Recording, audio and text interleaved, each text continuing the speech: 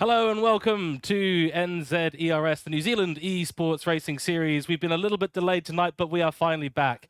And it is the end of 6 rounds of online season. Tonight we head to the finale. It's a 2-race event for round 6. We're heading to Watkins Glen and then Dragon Trail Gardens. This is a critical part of the online season. Of course, those in the bottom, below the bottom 10 and in the top, just in the top 10 will need to be very careful about the points they gain today. Good results, important for many on the grid. We're looking at everyone from P5 down to P14. It is absolutely essential for them to get the points because on the 16th of November, we're heading to Respawn Esports Centre for the live finals where the champion will take home a brilliant prize of a real-world racing drive with Toyota Gazoo Racing New Zealand. My name is George Cook, and joining me in the commentary box once again, and I'm back this time, I'm no longer what was referred to in chat as a whiter-looking atom or a different-looking atom. We had the stream name. I still was George Cook, but nonetheless, we're back, and joining me in the comments box, of course, is Nathan. Nathan, how? Hey, good evening, guys. And yeah, you're absolutely right. It's all led up to this, hasn't it? We've seen some pretty good action. We've seen some intense, some interesting stories play out. Some hardship, some luck. But yeah, we've got two more races, and so that's two more chances for people to, like you say, to secure their ticket in Wellington. Exactly right. And we're so looking forward to this live finals on the 16th. Only the top 10 drivers get there. They get championship points based on where they finish in the top 10 at the end of the online season, which is absolutely critical. But for those in Div 2 now, that's it. We have only 14 drivers locked into our Division 1 for this race. No one has removed themselves from this race and not expecting any DNSs or DNFs. We've got a full lobby and we're ready to go because we are keen to get into things today. First of all, we've got to get through our sponsors and the track information. So we're going to do a little bit of a speed run here tonight, I think, Nathan. We're going to try and speed run through some information. So let me start off, of course, with our sponsors. Our primary sponsor, of course, being Toyota Gazoo Racing New Zealand, and they are sponsoring the main prize, which is a factory drive in a Toyota Gazoo Racing NZ supported drive, Toyota 86 trophy car. So it's a huge prize, bringing sim races into the real world. Very cool. So a big thank you to Toyota Gazoo Racing New Zealand for their sponsorship. Then, of course, Respawn Esports and Secret Labs, who are providing all the amazing support to the broadcast, the administration, and, of course, the location for the grand finals, the live finals in Wellington at the Respawn Esports Centre. And then we've got Next Level Racing, generously providing us a number of prizes, of course. We've got the Haptics and the GT Pro Lite. So two really awesome prizes. We've showcased them a number of times. We'll be talking more about them as we head to the live finals. Big thank you to Next Level Racing for those. Those will be going to the second and third placing competitors in the live finals event. And then a big thank you to Red Bull New Zealand as well. And they'll be chipping in some slabs of Red Bull, which is always great. Get the energy rolling for the sim racing. So a big thank you to all the sponsors here at this year's event of New Zealand Esports Racing Series, the second season that we have run. So let's talk championship standings, Nathan, because there are some big stories to be told. One of the biggest ones, of course, Monkey Matt returning to the field, and he's got a lot of work to do out there on the grid today. Yeah, he's missed the last couple of rounds, which has been a massive blow to his championship efforts. Couple of good results here, and this is a double header again. They're full points. We don't do half point double headers or anything. So a couple of good results here, and he might just squeeze in. There are a few people like that. There are a few people who could have a good night and squeeze in, or they might have a shocker and they might just miss out. But Monkey Matt is definitely one of the favourites. He was absolutely on form last season, and when he made it to Wellington, I think he was third overall once everything was said and done. So definitely he's one of the favourites to come back, but again, missing those two critical races, it's such a blow to his efforts. He'll be really wanting to do well this time. Exactly. And we think he needs to get 2 top 5 finishes in a row or thereabouts to Yeah, try and yeah. elevate himself. He's currently on 84 points, P10, which is Scotty Ray, on 90 points. There's only 6 points in it, so he just needs to do better than all those at the bottom of the grid. So just a quick rundown of where everyone's at. Angus Allen, P14 at the moment, 72 points. Monkey Matt, that's Matthew Smith on 84 points. Andre, that's Stone Harbour on 85. Olaf Flesh, Clan Fever, of course, on 88. Then it's Scotty Ray, Greenlees on 90. 91 points to Ben Groves, the young up-and-comer. Campbell Knowles, P8 at the moment, 95 points. Ben McDonald on 98 points. That's Crimson. Then we've got Caleb Birtles, P6 at the moment on 107. And Reese Davidson, P5 on 121. Lewis Atkinson on P4 on 124 points. And we'll talk about our top three in just a second when we get to the info slides.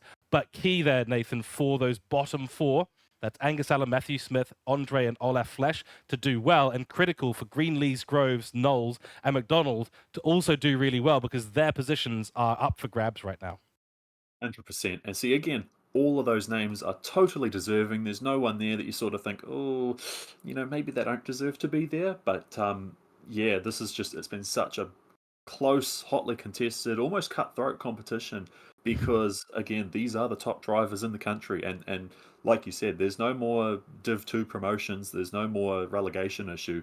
These are the top. These are your top 14 that you're looking at right now. Fastest, most accomplished guys in New Zealand. And top 10 are going to make it to Wellington, so some people are going to miss out. And like you say, it might be hard luck for some. It might be a ripper of a race for these guys. We just have to wait and see, don't we? We do indeed. And of course, you can make your way down to Wellington, even if you're in the top 10 or not. Come down, have a relax with us because we're going to be doing some great sim racing. It's always good to meet everyone in person and to build that New Zealand sim racing community. It's what we're all about. Last year was so awesome in Wellington. Got to meet all the drivers, got to meet a lot of people from around the community as well. Brilliant to see a lot of people flooding into Wellington. So we hope to see the same this year. So even if you miss out, don't worry, you're still invited for free. You don't have to pay for tickets. We don't have any paid tickets. Okay, Yeah, Nathan. definitely pick up some food though, because it's tell you what, Respawn Esports, there's some good grub. Oh yeah, and we will recommend some food, I tell you, we will. Okay, let's move on to our info slides. Let's talk about our top three in this race. First race tonight, of course, going to Watkins Glen, but let's talk drivers first, because leading the championship right now is Matthew McEwen. He is on 174 points. He is confirmed for a top 10 finish, and he will be at the live finals. Of course, the Palmerston North driver. He's an esports racing champion. He's spun out during doing a Grand Prix prize race day. Legend. He's been absolutely dominating in the season. 2 race wins in a row in round 4 and round 5, and that gives him, I believe, 4 to his name across 5 rounds of racing. So only 1 round where it hasn't really gone his way, or 2 rounds technically, because race 2 and round 3 didn't get the podium position there. So let's see what he can do in this doubleheader tonight. Simon Bishop, the next driver on our list here, of course, very famous man. He's been representing New Zealand on the world stage for a long time, the Dunedin driver, Psydog, as he's well known. 2 second-place finishes back-to-back. Now, we know that he is a real lover of Watkins Glen, so this might be his chance to take a win. He is also, though, confirmed for the live finals. 159 points across the online season so far. Mathematically, can't be knocked out. Then we're going to talk about Gareth Collier here. That's Dive Cable. He's a little bit of a surprise result up there in P3, but he has done some amazing driving this season. He's had 2 third-place finishes in the last 2 rounds on 127 points. Not mathematically confirmed for the live finals, but he'd have to have an atrocious evening, Nathan, if he were to do so. So there's our top 3 at the moment. Let's talk about the car. Nathan, it's been a beautiful series so far in the 86 Group 4. I'm almost sad that this is our last evening with this beautiful car. Yeah, not sure if we have told them yet, but we won't be using the 86 for the live finals. So, like you say, this is the last time we get to see the Group 4 Toyota 86 in action. It's just been such a perfect little race car, hasn't it? I mean, we keep singing its praises every round about how well it handles and how well balanced it is, and it's good looking as well. I mean, some of these liveries too, and we'll be talking about the livery competition a little bit later on, but some of these designs that people have been coming up with, and yeah, just every measurable aspect of this car, it's certainly it does the business. Certainly does. The track today, we've got 2 races, of course. Watkins Glen is where we go first. 5.42 kilometers here in New York State, 11 corners, and this is the long course as well. So we do get to go through the toe and the heel, the boot. It is known as that sector. A beautiful piece of racing course. Turns 5 to 8, high-speed chicane. Okay, so drivers will run close to the track limits there. You've got to be absolutely careful. It's the bus stop chicane. There is a lot of overtaking opportunity and a lot of opportunity to put your car in the wall at those locations. Got to be very, very careful. Turns 10 to 13 as well. Twisting corners, and this is just coming through into the toe. and then you go up the hill, round the right-hander, down the little back straight into turn 12, where you go back down the hill. Very tricky braking zone to turn 12, and key to get this all hooked up so you can get back onto that pit straight. This is a favorite course of mine, Nathan. You might have noticed by the passion. You've driven it heaps as well. It is a place of speed. Yeah, it's a very high speed track, very technically demanding as well. There aren't too many spots where you can sort of have a bit of a mental break. Obviously, there's a few short straights, but the entire length, you're gearing up for what comes ahead because again, that damn chicane and the boot is known to catch even the best of them out.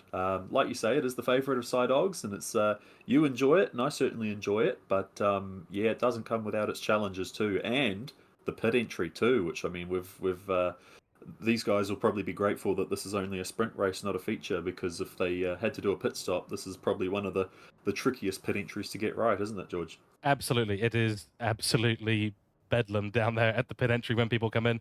It is a tricky area to get right, and even the pit exit is actually very tricky to get right as well if you've got fast moving traffic coming through turn 1. Speaking of pit stops, well, you're absolutely right. It's no pit stops today. Today we are on the racing soft tyres.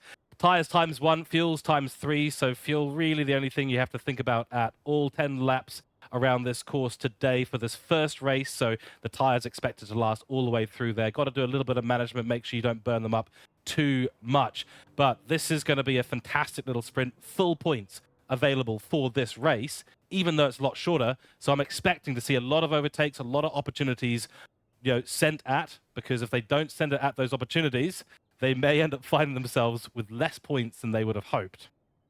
Well, what did we see happen at the last doubleheader that we did at Kyoto and Tokyo? Full points on offer, like you say, shorter races. The action's a bit more condensed. They raced like their championship depended on it, and in this case, the final round, it actually does. So, one times tire wear. I don't think we're going to see too much tire dramas, and there's not really too many corners that I would call a tire killer. I don't know if you agree. But the fuel situation. Again, I think the biggest issue we're going to see is people trying to qualify. Oh, that's another point too. Caleb is, I believe, not allowed to qualify, or he's starting from the back of the grid for this one due to issues from the last round. Ah, that is big news indeed. Okay, so essentially a qualifying ban of some sort for Caleb, and starting at the back of the grid. Is that right? Yeah, so that's just for this one. That's just for this one. Obviously, Just for the first race. the next race, the starting order goes off the race results. So he might, if he's going to do a last to first, now's the time to do it. But yeah, that's a good little nugget to sort of remember. And obviously, he's one of the contenders. We know he can do really well. Well, let's see if he can do the same with starting at the back. Absolutely. Outright pace today going to be absolutely key. Overtaking opportunities need to be taken when they present themselves. Caleb in his element today, but he's in 6th overall, not safe to get into the live finals on the 10th. So needs to have a couple of good races starting from the back. Going to be very tricky. Nathan, I think we kick this off. Let's get qualifying started. Welcome in to everyone in chat. Stone Harbour in the chat saying he's figured out he can do 15 laps on the softs. Excellent. That's a good strategy in a 10-lap race. Phenomenal. I approve of that. Very good stuff. Welcome into everyone on Twitch, YouTube. We are streaming on the NZ Sim Racing TV Twitch and YouTube, and the Respawn Esports Twitch and YouTube. So thank you to both the organizations for allowing us to do that. Qualifying begins now. First race of the evening, one of 2 races total. So 2 qualifying sessions will be out there for the drivers to put their name to. I think it's a key one here to maybe, starting at the first place, going to be very important. However, big slipstream up in that first area. So it's going to be key to think about where you qualify. Certainly you want to be running in the top 5 today. Yeah, you're certainly right too. And again, with qualifying, and it's only a 10-minute session, so it's very quick fire. We've talked about it every round about finding your own little spot of real estate, but at a track like Watkins Glen, do you want to sort of mosey up to someone else and get that slipstream? And that's the issue that a lot of these guys will find, because on the one hand, you want to be close enough to benefit from that disturbed air, but you also don't want to catch up to the guy in front of you and then he ruins your lap time. So it's an interesting balance. Some of these guys will be able to set monstrous lap times without needing any help. But yeah, look, that's up to these guys to decide. They still have it. They have this outlap, obviously, to sort of work out if they want space or not. Caleb obviously sitting in the pits there, so he'll have a long 10 minutes. He's probably playing Flappy Birds on his phone or whatever he's up to, waiting for that. Just getting an idea of sort of the running order. So Airborne's out in front, so he's got sort of the clear air, but obviously McEwen's right behind him. He's not going to want to wait around, and well, he just sort of lets him by, doesn't he? Which, as you would. He's certainly not known for taking prisoners, even in qualifying. But yeah, 10 minutes, soft tyres. This is almost perfect qualifying conditions. Exactly right. So McEwen will be the first to cross the line and start his first hot lap. Bishop was a little bit held up by, I think it was Crimson, so he's slightly down further in the pack, which he's probably not going to be super happy about. Might have to make a few overtakes on this hot lap. What can McEwen do today? It's going to be another one that he'll like to have taken. I think he's kind of keen for 4 interviews today. If I'm thinking right, I think Matthew McEwen is thinking 4 interviews today. I'm quite happy to answer, 12 questions, no worries. He's probably going to claim he's done no practice as well, which I think we know is probably not true. But he's in a position to go home and take a really, really solid victory in the online season. Doesn't need to do anything spectacular today, but we shall see. We know the man likes to win, even if he doesn't have to. Airborne in second place, technically speaking, and then he's got Lewis in behind him. Now, Lewis, he is technically needs a pretty good result in both races. We've seen things just run away from him, but I think he's in his element here today. I think it's a similar thing with Caleb. They like short, sharp, fast races, and they can go for it. And Lewis can really show his speed today, I think. Yeah, he kind of got dealt a rough hand last week at Suzuka, was it? Where he kind of got forced off before even the first sector. So he was just, and it wasn't his fault, wasn't really anyone's fault. It was just like you say, the bedlam and the chaos that comes with lap 1.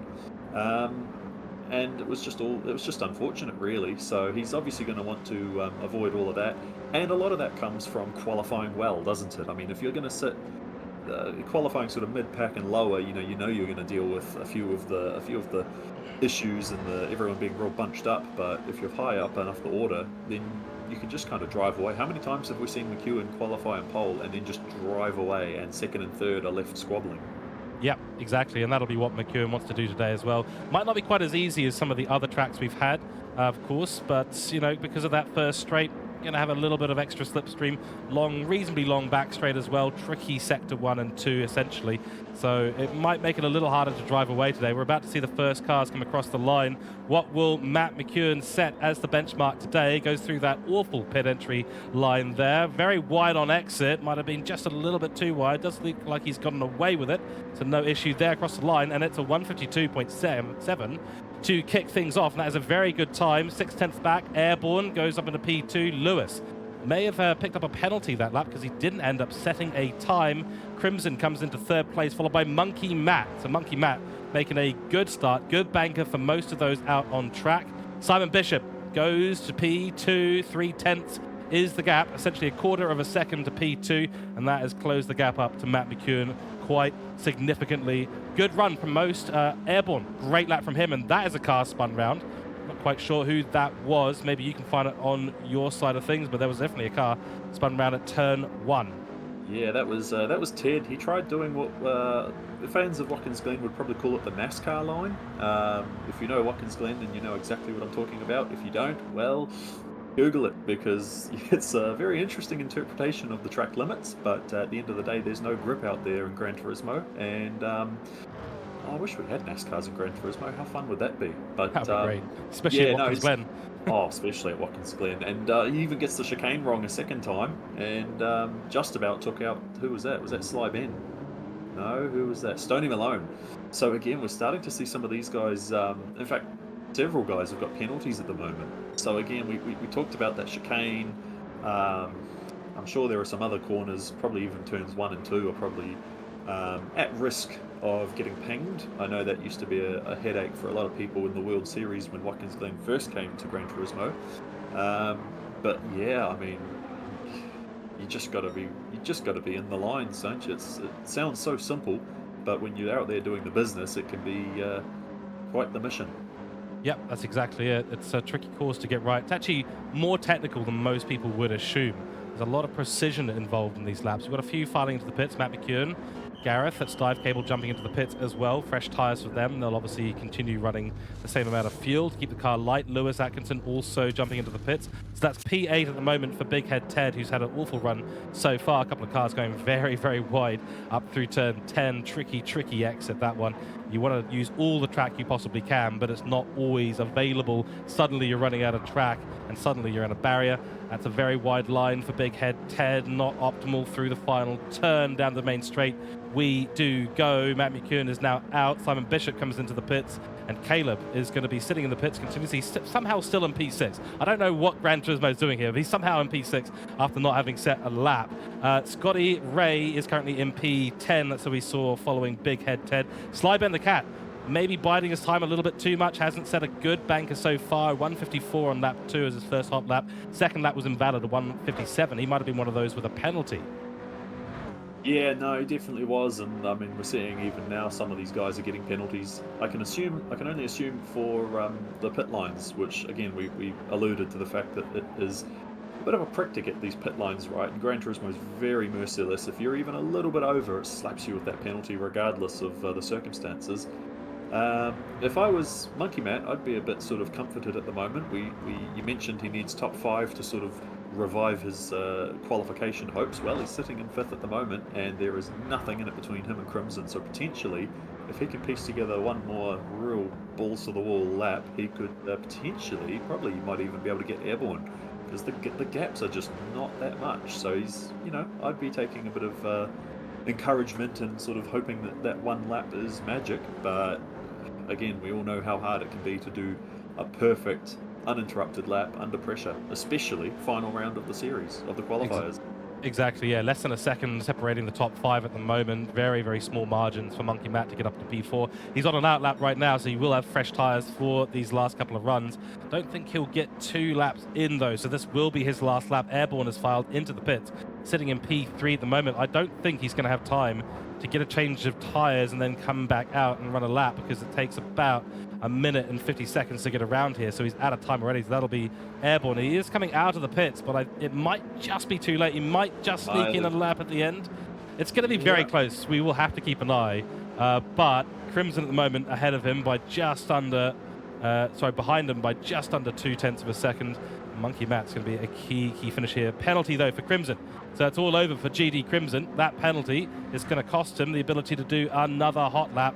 So now our eyes will turn to the likes of Lewis and Stone Harbour. Can they do enough? Lewis got turn 1 wrong as well, so he's been slapped with a penalty. Man, a lot of these guys making just the most simple of mistakes, but that will be frustrating. The NASCAR line, the NASCAR penalty now, essentially, isn't it? Well, I wonder what turn 1's going to be like under race conditions, and of course, the stewards are in the building with us, so they're not going to be able to. They can't go too stock car on us, but by the same token, it's It seems to be catching out a lot more guys than I perhaps thought it was going to, and somehow Caleb's still 6th. Yeah, I don't know what's going on with the Gran Turismo service here, so we might just have to keep that in mind as we head to our results, and we'll make sure that that's, of course, appropriately sorted out. McEwen still leads by by a quarter of a second at the moment. Simon Bishop in P2 in his new Mobile 1 livery. Beautiful livery work there by him. I think he's not the only one on the grid who's got a new livery. We'll keep an eye out there. Airborne still holding on to P3, but I don't think he's going to make it. We've got 20 seconds left. He might just do it. I think he might come across the line. We're going to keep an eye on this. 15 seconds. I think he might have it here. Let's just keep an eye. Goes through the last corner, hits the apex nicely. He's pushing as hard as he can. 5, I think it's going to be really 4, close. 3, 2, 1. He's across the line. He's done it. It's on the final lap. That is time to perfection. He was on the line at 10.00000. And it's going to be all for nothing if he decides to get a penalty on that turn 1 there. He was a bit greedy with the curb, so we're going to wait to see what happens there. Oh, and big news, Sly Ben the Cat. That's Ben Groves up to P3. Puts himself right up there next to Simon Bishop on his final lap. That's excellent. Monkey Matt elevated himself up to P4, immediately bumped down by Ben Groves to P5. Airborne. He is the last person. He's going through bus stop chicane here. There's a couple of cars just ahead of him. Where is Gareth Collier? He is finished. So that is P6 for Gareth, currently third in the championship overall. Crimson in P7. He's all done as well. Lewis is done. He has stopped that on track. Doesn't even want to finish at this point. He's had a bit of a shocker. P9, not what we would have wanted for him and not what he wanted for himself. So it's Stone Harbour. Looks like, who else is on there? Stone Harbour, McEwen, and Airborne. They're all actually within range of each other. Airborne will be chasing McEwen, but then if McEwen and Airborne both catch Stone Harbour, then that might cause some problems. At the moment, Airborne's 7/100ths up, so he's still down to Sly Ben, but we do still have the last sector to come, which is probably one of the more technical. It's probably the real tricky part of Watkins Glen, isn't it, of the circuit? The run sort of down to the boot is actually pretty tame in comparison. I don't want to call it easy because obviously that chicane exists, but 2/10 up now, so he does stand to gain, and he might start on the podium. We're going to find out in about 20-odd seconds. Matt McEwen, of course, has secured P1 at this stage. Everyone else around him has finished, unless Airborne can take it away from him. Let's see what Airborne's going to do across the line. Still a 52.7 to beat. Is it an improvement? It is! That's fantastic work by Airborne. Takes the P3 slot away from the young man in Ben Groves and forces his way up into the P3 with a brilliant lap. 2/10 clear of Ben Groves as well. That is a 1:53.0. Very nice work from Airborne. Fantastic qualifying. Incredibly close stuff. Lots of disasters, though. Lots of penalties, as we've alluded to. And that is going to make things tricky in the race for a lot of people. At the moment, I think we're just waiting for Lewis Atkinson, because he's still there. He's still hanging out at turn 2. He's just taking in the scenery, to be fair. Of course, Gran Turismo does do a good job making the tracks look pretty authentic. He's just, admiring that barrier. It's absolutely fantastic stuff. All right, let's take a look at our results for qualifying. Absolutely top stuff from Matt McEwen, as expected, a 52.766. The benchmark today, his closest competitor, Simon Bishop, not quite able to make it up to that 0.7 second area, but a 52.992. Only 2 drivers in the 52s at Watkins Glen today. And then Airborne. What a lap by Airborne. That was absolutely brilliant. He came across the line to start his last hot lap at 10.000000. Absolutely on the money to get that last lap in. Stunning work by him. Puts Ben Groves down into P4, then Monkey Matt in P5, P6 to Dive Cable, Crimson in P7, Caleb in P8, not the lap he would have wanted to get because he didn't set a lap, and that's the key thing. But for some reason, it is still put in P8, so we will have to amend that in our lobby as we go forward. Then technically P8, it is Lewis Atkinson, Stone Harbour in P9, Big Ed Ted in P10, Clan Fever in P11, Scotty Ray in P12, and Angus GTR in P13. So those in the bottom 5, a little bit on the edge now. They're teetering on the edge. Monkey Matt got the result that he needed right up at the top. But it is now time for us to talk to our race winner. So we're going to jump over to Matt McEwen in a few moments' time. Let us know what you guys thought of that qualifying session. It was absolutely brilliant. And we're looking very much forward to, once again, speaking to Matt McEwen. Last season, we made a bit of a habit of this, or certainly he made a bit of a habit of this. Now we get to talk to him again. Matthew, hopefully you can hear us. Hopefully we can hear you. First of all, a big congratulations on the pole win there. So you've got P1 all secured by just over 0.2 of a second as well. So a decent gap. But you've got 2 drivers who are very close to you there, Bishop and Airborne. How was that qualifying for you at Watkins Glen? It was really interesting, actually. I kind of just went out and set a banker lap and then pushed as hard as I could on my other 2 laps and couldn't beat it. So here we are. There we go. So Um, the banker with was Simon critical. behind. Yeah, 100%. Yeah, definitely. I was really focusing on making sure that it just stayed within the lines, and well, apparently that was good enough. Yeah, I got Simon and Airborne right behind. Hopefully the slipstream doesn't end up being too insane, but I'm hoping for it just to be a nice, boring, stable race. Excellent. Yeah. So the slipstream. So we keep coming back to this because when you qualify on pole, we keep saying, okay, is it the slipstream? Is that what's going to trip you up, maybe? Are you worried about the slipstream, or is it more the antics? Is it the turns and the potential overtakes into the bus stop? Are you worried about the cars catching up behind you? What are your thoughts for the race coming up? It's a very short race, so there's not a lot of time to build a gap. Yeah, I don't think I don't think either of them are going to be going too crazy through the bus stop and killing anyone. But I mean, you never know. So, I'm a little bit worried about it. Obviously, it's not nearly as bad as Blue Moon Bay because Blue Moon Bay had a lot of like tried saving fuel and that didn't work. This time, there's not really so much of that. Everyone's just going to be on the same pace. Absolutely. All right, we'll pass it over to Nathan for a couple of questions, and then we'll jump into the race. Yeah, the obviously becoming a bit of a common recurrence here. Are you sort of worried about turn one? Because we saw a lot of guys getting caught out in qualifying. So with 14 cars all barreling into turn one, is that going to cause a bit of havoc? You reckon? It couldn't. T1's only going to cause just like more issues for the bus stop. I really don't think that anyone's going to die at T1. It's more so just a question of hopefully not getting kind of pushed down to second, third place, and then getting caught in a whatever happens at the bus stop because something's going to happen. It's going to be pretty wild. Well, she's already answered my second question. Because I was going to say about a shocking run to turn one. Is that then going to cause chaos at the bus stop? But no, he's beat me to it. Dang. Yeah, no, I do not want to be anywhere but first place coming into the bus stop, and anyone else who ends up like that, yeah, good luck to them, I guess.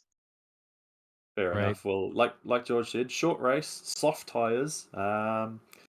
Hopefully we get to talk to you at the end of it all. All right, sounds good. No bias in this commentary box. Good luck, Matthew McKeown. Thank you very much for jumping into the interview box once again, and we shall see who we talk to in 10 laps' time. And yeah, Nathan, there's a few key people out there that need a good result today. We're talking about Monkey Matt a lot. Crimson up in a good position. Dive Cable up in P4, I believe. No, not P4, where he was P6, I believe it was. We're just reordering the grid as it is right now. Yep. But yeah, a really, really, really tricky thing to do for a lot of drivers today. Matt McKeown kind of alluded to it in a lot of ways. It's going to be maybe just a little bit cutthroat, and I'm not surprised if it is because 10 laps, this is short. This is going to be hard, fast racing. This is the kind of stuff that makes or breaks your ability to qualify for the live finals. Certainly right. And I mean, look at how many people. I mean, I don't think we've seen Airborne qualify on a podium spot so far this season, have we? I think this is his personal best quali result. So that sets him up for a phenomenal race. Ben's also up there, which obviously he's been in the wars a bit. We know him and Lewis have a bit of a grudge match kind of thing. But yeah, it's just this is it's like you say, all eyes are kind of on Monkey Matt because he's been missing for so long that now he's back in action. Exactly right. And yeah, absolutely right there. Airborne has not qualified in the top three at all. His best qualifying so far has been P5. Sorry, that's not true. That is P6, his best qualifying so far. And that race was the first race of round 3. And unfortunately, slipped down to P11. He's 8th overall in the championship. So he is one of those who is not safe today. So that's a massive, massive win for Airborne to qualify right at the start. We know that when things, people are not going to be wanting to ruin their chances of a good result today because it becomes so critical now. So I get the feeling that Airborne's going to actually end up feeling quite comfortable. Likely that Bishop and McEwen will kind of make a bit of distance, but if he can give us some of that quali pace that he obviously had today in the race, essentially what is a race that is essentially qualifying conditions. It's a sprint race. It's only 10 laps long. It's on the racing soft, so it's identical conditions. You'll be running, reasonably low on fuel by midway point and pretty empty by the end. So I think Airborne's got all the chance. If he can get that big bag of points, he puts himself from 8th way up the table, and that second race can be a lot less stressful for him because right now with Monkey Matt coming up and a few others getting good results, he's not safe. He's not. No one's safe. There's only a handful of guys who we can really truly say are safe, but everyone else they've still got it all to do. And like you say, even if we're not worried about qualifying for Wellington necessarily, there are still those series points, which those could well turn the tide at the end of the Wellington event. So, look, I think all that's really left to do is to just let them loose, and we'll see what happens. Right? Let's do it. Couldn't agree more. Let's get this race started. So this is the first race of 2 tonight. We've just had our qualifying for race 1 at Watkins Glen. It's time to go for a 10-lap sprint through the American location. A beautiful track, only 10 turns at this stunning location. It's going to be a fantastic race, and we are very much looking forward to getting this started. So let's jump out on track and get things going. So the beginning of this race. 5 lights, of course, is what we are waiting for. Matthew McEwen will lead us away into turn 1. Will Bishop be able to get a good start to this race? We're at 3 lights. 4 lights are on. 5 lights are on now. The false start, of course, being penalised, and the lights are out. Green flag is waved.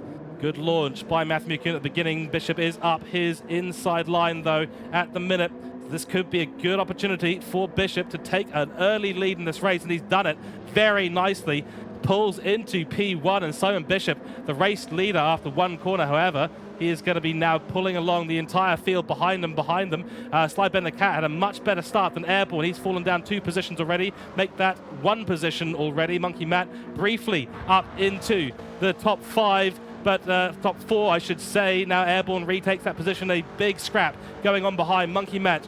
Crimson, they're going 3 wide through the bus stop chicane. That's going to be absolutely crazy racing there. They've managed to do it somehow. I was holding my breath. One person has run off the line at the outer loop there.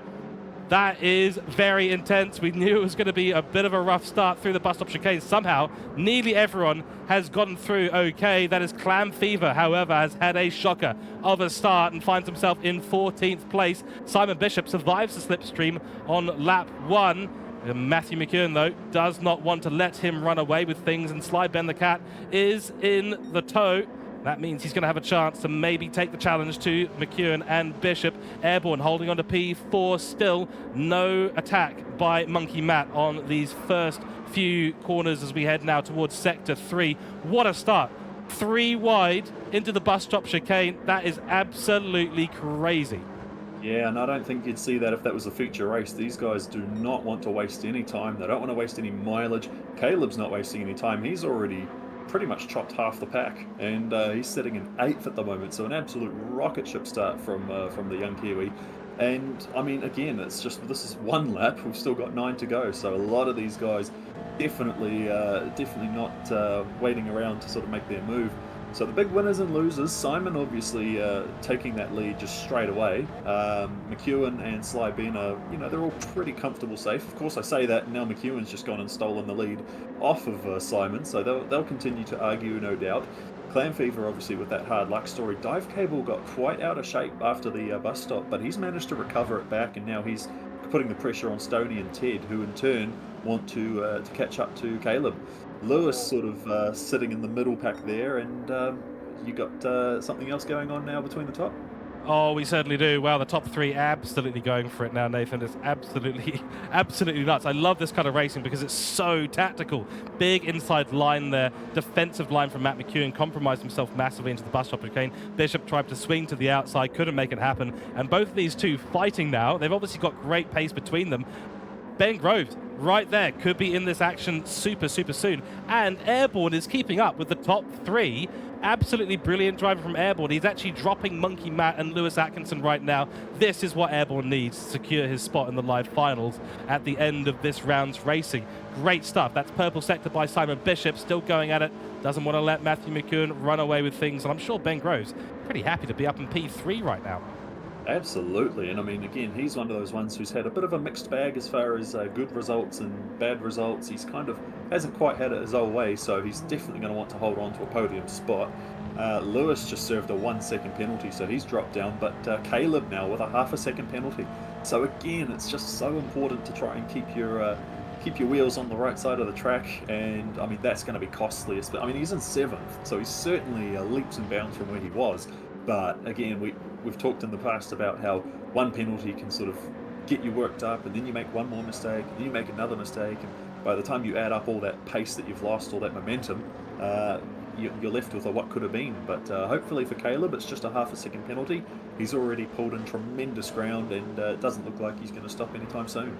Oh, and up the inside into turn 2 and 3 goes Airborne. Nice overtake on the young man. Ben Groves falling to P4. We'll have the slipstream down the main back straight as we head towards the bus stop chicane. Once again, the distance between P1 and P2 more or less the same at the moment. Airborne's going to have to try and hold on. Slide Ben, that's Ben Groves, not looking to make any urgent overtakes at this point. Quite happy to run in the slipstream and let those up ahead fight, but he may want to think about getting past Airborne again in short order, in case there is a little bit of a gap separation which is starting to occur in the top 4. Monkey Matt leads us away in P5. Let's look down the rest of the grid. Crimson currently in P6. This is the result that he's going to need for this race, but he's got Caleb Birtles right behind him in P7, who has a 0.5 second penalty. That'll be served as they head up the hill through the toe and onto the boot, back straight. P8 currently in Stone Harbour, and he might be able to take advantage of Caleb's penalty, see if he can get back in the action and maybe put the pressure on the P6 place man right now, who is Crimson. Then Lewis, 7 at 1 second penalty. P9 for the Hooncorp driver. Then it's Gareth Collier in P10. Dive Cable, not the start of this race he wanted. He's not too far away from those ahead, but needs to make some more progress. Big Ed 10, P11, Scotty Ray in P12, Angus GTR in P13, and of course the Clam Fever still making his way back up to the rear of the grid, currently in P14. Some fantastic places right now for those on the grid. Airborne being the big one up in P3. Crikey, Caleb, as you said before, Nathan, Caleb, what progress.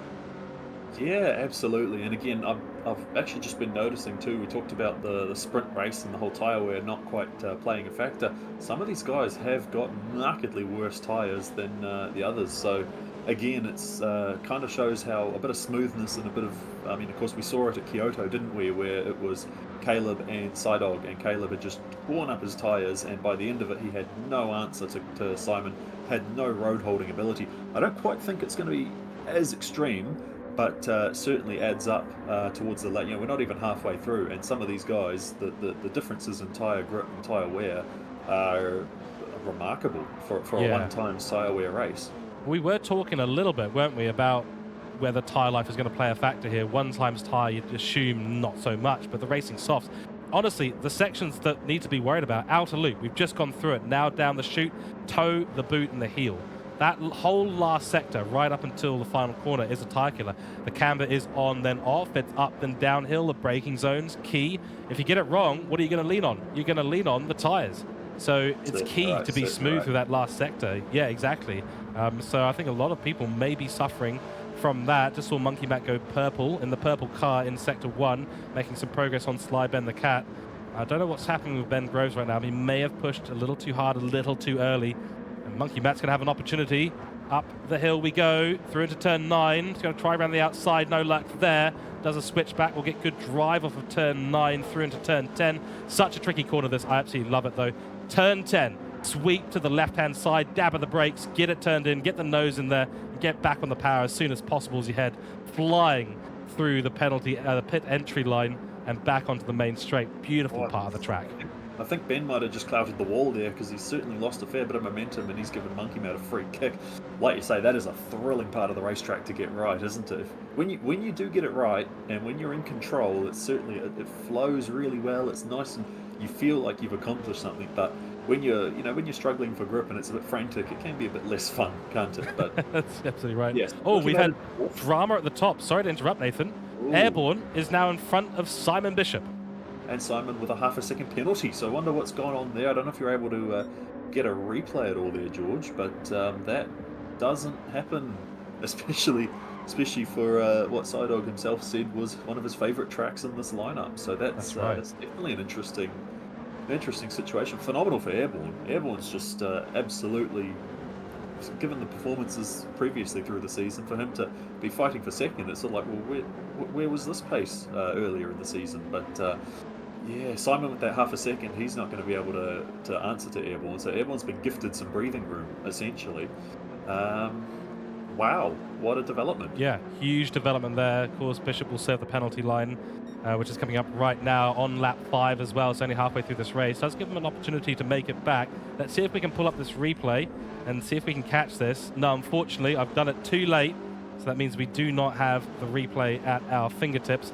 We shall have to guess what's happened there, but I'm guessing track limit by the looks of things, and certainly that's given Airborne and Matthew McEwen the breathing room they want in the second half of this race.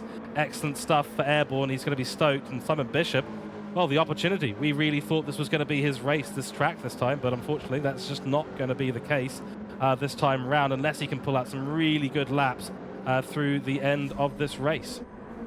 Yeah, absolutely. And we're only just ticking past the halfway point. In fact, McEwen's just started the 6th lap, that's halfway.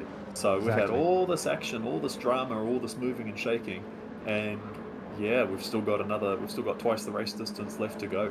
Caleb at the moment, 7th place. I mean, with that sort of rate of positions gained versus laps, he stands to win this race. Whether or not he does, different story, but certainly can't deny he knows how to cut through a pack at a moment's notice. Exactly right. So Caleb's still on P7. He's done really, really well. We can just see him in the rear of this shot as Monkey Mac tries to go defensive against Ben Groves. Crimson is now going to be the bottleneck that'll hold Caleb up for now. Stone Harbor, though, right on the rear wing of Caleb. And that's going to be interesting. Stone Harbor also one that needs a good result today.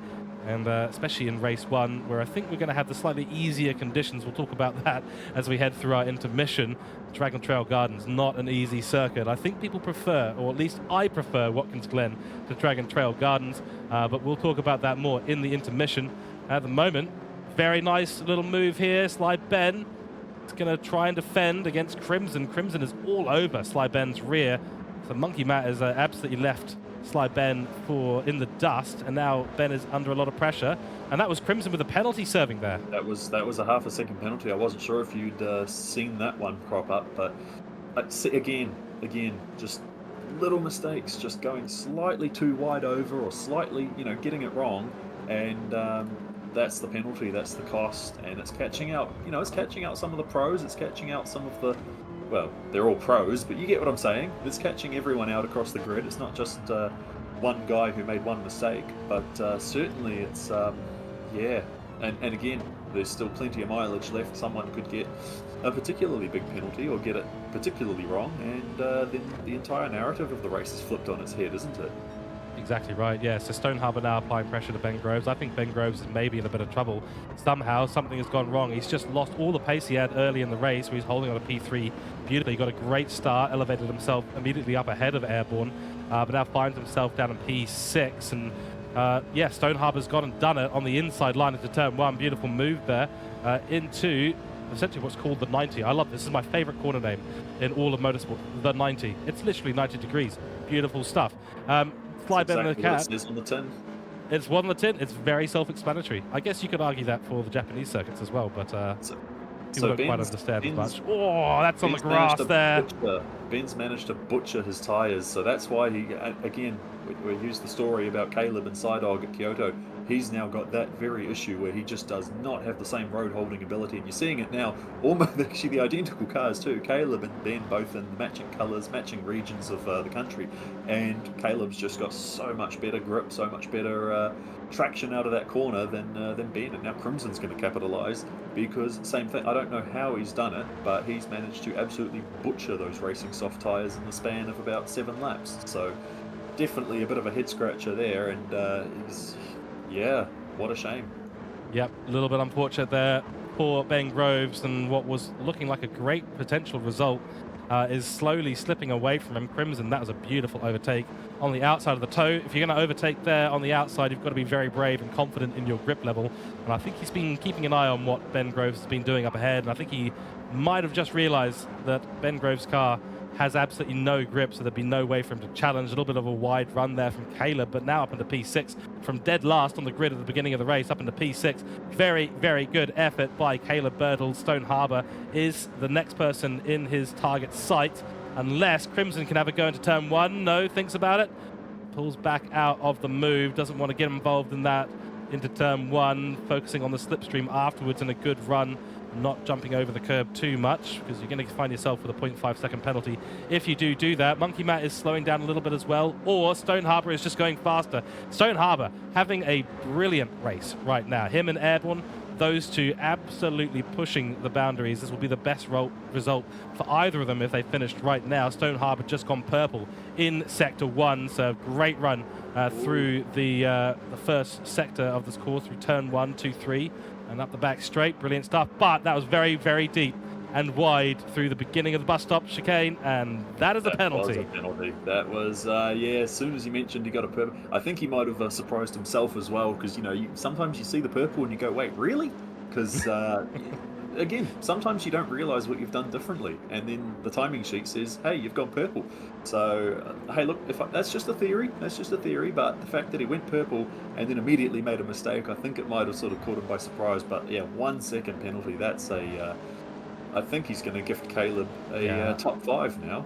I think he is. Yeah, Caleb will go on past. Crimson might be able to do it around the outside. Still got plenty of grip to deal with there. Does it beautifully. Yeah. Yep, does it beautifully. Now, I think Stone Harbor could have been caught out by the fact that he was in the big slipstream from Monkey Matt. Might have had a little bit of extra speed going into the bus stop chicane. Definitely looked like he turned in a little bit too late. So whatever it was, it's cost him a whole bunch of time. And he'll have to make that up somehow by getting past quite the squabble. Because Crimson and Caleb are having a rather intense, heated discussion right now for the P5 position. Caleb ahead, of course. Crimson in P6. And just quickly running through our top 4. It's McEwen, Airborne, Bishop, and Monkey Matt. An attempt to go down the inside line for Crimson. Caleb holds that off beautifully. It's a switcheroo. Tries it, breaks deep, does get out of it, slams on the brakes. Caleb forced to run very, very deep. That's going to be a great run from Crimson now. He's going to have, nearly had an overlap, but he'll have a slipstream like no other. So will Stone Harbor. It's brought him right back into the conversation. Blue and yellow, white and green, and then red and black all in a row here. This is going to be quite the fight. Will Caleb choose the inside line? Does so. Crimson going to have the overspeed and the side draft. Will it be enough, though? Outside line, bus stop chicane, braking zone. We've seen things go very wrong here. Does decide to back out of it. That's the sensible thing to do. What a battle. Oh, certainly, right. And again, the finishing order for this race determines the starting order for the next race. So even though Caleb's not necessarily winning this one, if he can just finish respectably enough, he'll be in a perfect position to... I mean, he managed to gain the better part of 10 spots, 9 spots in this race. So starting 5th, he will be in a much better position to perhaps go on another charge. So it's, he might not necessarily be racing for the win, but he just... and Crimson just gave him a nice big tap on the bum and... definitely threw him out of shape there. It's actually, he managed to keep it, managed to not go round, and he's definitely going to return serve to Crimson as we head into what is essentially a more than 90 right-hander, isn't it? The heel. I think I know most of my Watkins Glen's corner names. Yep, but that is indeed the heel. Yep, Yeah, it's, it's yeah, inside line. Caleb's going to try it. Oh, no. Oh, wow. That is elbows out racing right now. McConnell is pushed wide, similar to what happened when Crimson got past him. Stone Harbor going to have a try down the inside now, but this is into turn 10. That's scary side by side. If you run too wide, it will be a penalty. Everyone keeps within the lines. That's actually put Crimson back on the inside line for the last corner. Caleb's going to try and switch a route down to the inside. We're now on the last lap of racing. McEwen from Airborne, from Bishop, from Monkey Matt, and this battle has been epic. Here comes Stoney. He's going to be on the inside for turn 1, so he is absolutely going to lunge it, which of course he does. I would, you would. And, dude, what are they going to do? Because if Caleb complains to the stewards that Crimson hit him, and then Crimson says, yeah, but you did the same thing to me. So, look, we'll leave that one to the stewards, but the fact is that Caleb's just lost 2 spots with 1 lap to go. Exactly right. Let's go on board now and see what Caleb is seeing at the moment. He's got a red car in front of him and a green car in front of him. That's a stop and go light. Looks like Crimson has gone defensive. Stone Harbor's going to try a little bit. No, breaks at the normal spot. It's going to get a little bit out of shape. Very out of shape for Stone Harbor as he goes through the second part of the bus stop chicane. Parks it right on the apex. Controls the drift with canter steering beautifully. Caleb can't get around him.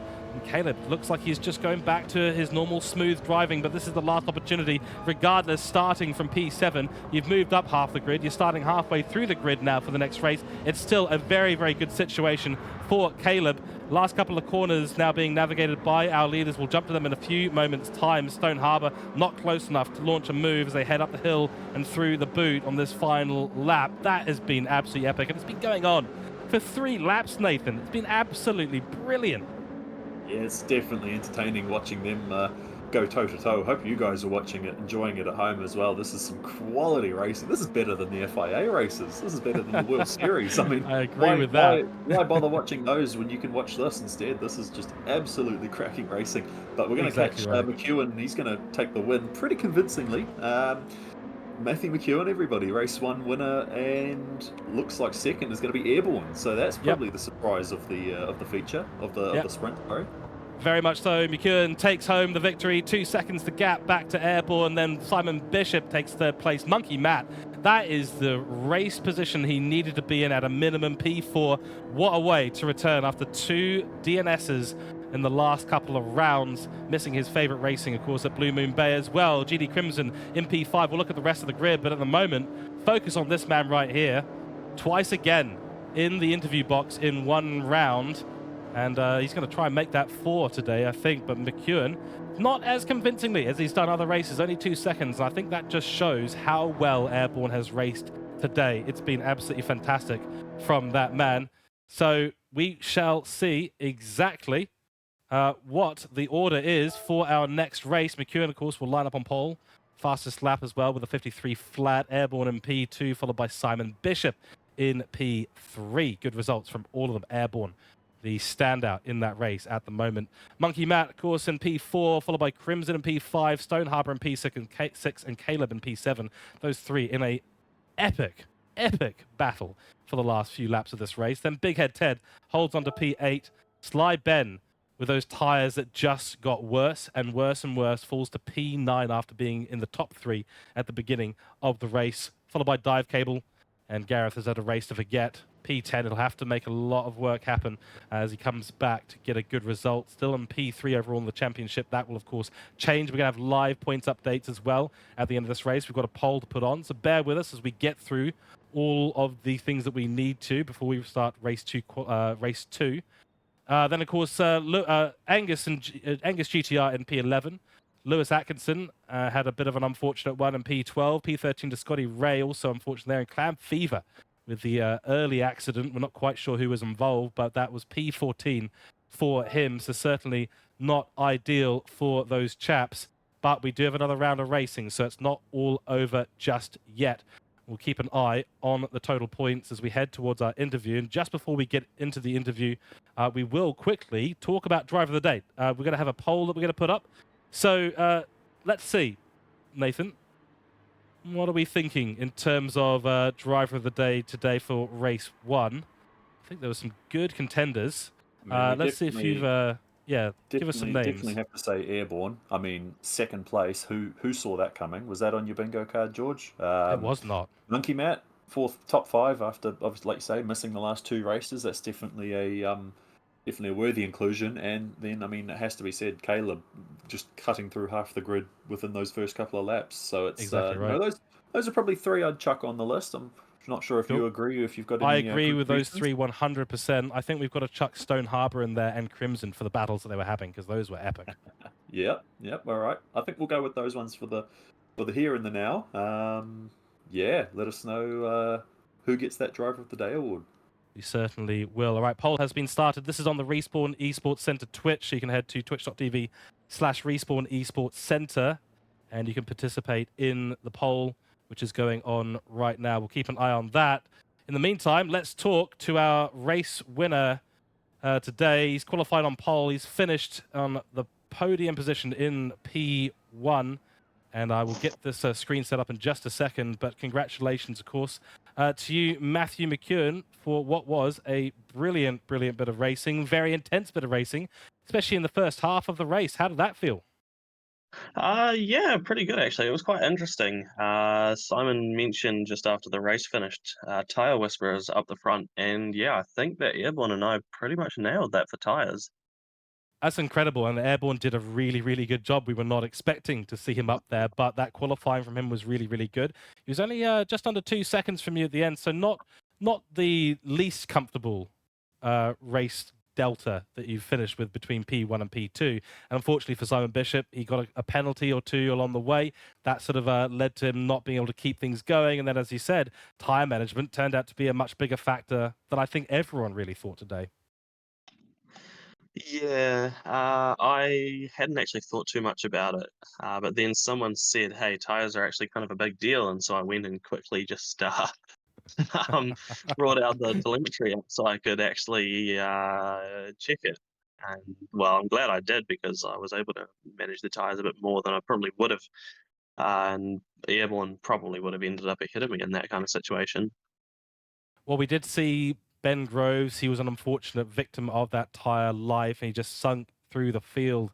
Once you've got that difference between the tyres, it's a totally different ballgame. When you were fighting with Simon Bishop, was that tyre conservation running in the back of your mind? You knew that you had Ben Groves there, then suddenly Airborne's catching up. I assume that was starting to go through your head at that point until you started to build a gap. Yeah, I was definitely thinking about it. I was just trying to keep a safe gap without being too silly. Obviously, going too slow will end up doing a Blue Moon Bay situation. Yeah. But just trying to keep him behind without doing anything too crazy. And then when it did finally start to spread out a bit, and everyone had to battle Simon to get past him, I felt a bit comfortable just kind of driving a stable race. Too right. Cool. Let's have a couple of questions from Nathan, and then we'll let you go and get ready for race 2. Yeah. Matt, how was those tires? Because I mean, soft tires, 1 times wear, and yet we saw some phenomenal rates of wear. So how was that for you? Yeah, it was quite a lot. I really wasn't expecting it to be that much, especially on 1X. And so, it really did kind of go down quite quick.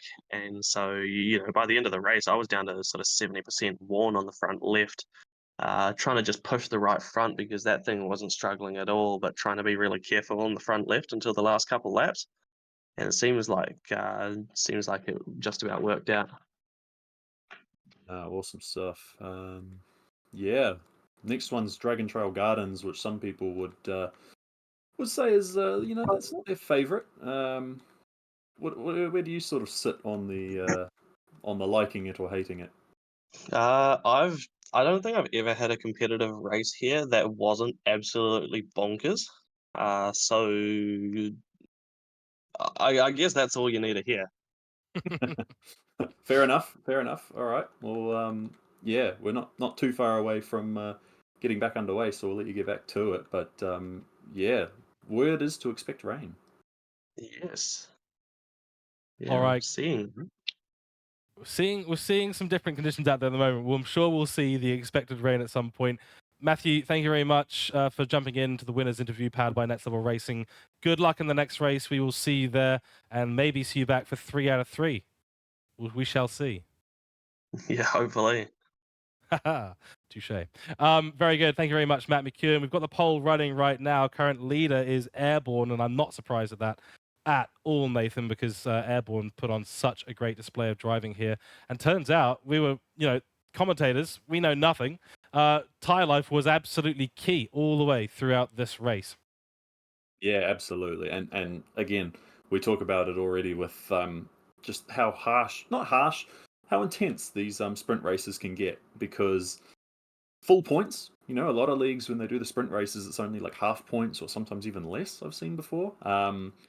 But we've got one more race, and again, full points on offer, anyone's game. So bring it on. We will indeed. So we've got an update on points after that round. So we do thank you to Tom England in the background. He's crunching numbers for us. We said we could give it a try crunching numbers on stream, but both me and Nathan were going, no, it's not going to work. We're not going to be able to figure this out. So thank you to Tom England for crunching some numbers. We have now the top 5 current point leaders are all now mathematically qualified for the live final. So that means there are only 5 spots left. That's P6 to P10 up for grabs to get yourself in the live finals. This is absolutely massive. We are going to take a short break in a moment's time. Let me try and figure out now who's automatically qualified. That, of course, is Matthew McKeown, Simon Bishop. And now I've got to do this without sorting the numbers. It looks like Gareth Collier, Big Head Ted, and Lewis Atkinson. Those 5 confirmed for the live finals. The top 5 positions are mathematically in the shot. So that should be it for them, but they still need a good result. Okay, still need to go and race hard. Anyway, look. Like you say, they don't want to leave any points on the table, and they do have those qualification, those series points which lead into the live event. So, no time to rest on your achievement. Obviously, you've made it to Wellington. Sweet, awesome. Now the hard work begins. Exactly right. Okay, thank you very much, everyone in chat. We're going to take a short break as we get ourselves ready for race 2. We'll be back very, very soon, so stay tuned. Go and grab yourself a cold drink, and we'll be back to continue the second and final race of this evening and of the online season before we head to the live finals on the 16th of November at the Respawn Esports Centre in Wellington to determine who our champion of Season 2 will be. We will see you all in a few moments' time.